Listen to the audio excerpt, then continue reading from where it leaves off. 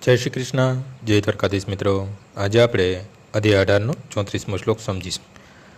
યયા તુ ધર્મ કામાર્થા નદત્યા ધારયતે અર્જુન પ્રસંગેન ફલાકાંક્ષી ધૃતિ શા પાર્થ રાજસી.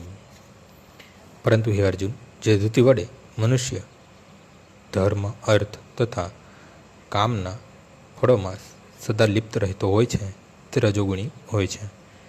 જે મનુષ્ય ધાર્મિક આર્થિક કાર્યોમાં કર્મફળનો સદા આકાંક્ષી હોય છે, જેની એકમાત્ર ઈચ્છા ઇન્દ્રિય તૃપ્તિ કરવાની હોય છે અને જેના મન, જીવન તથા ઇન્દ્રિયો આ પ્રમાણે સંલગ્ન રહે છે તે રજોગુણી હોય છે.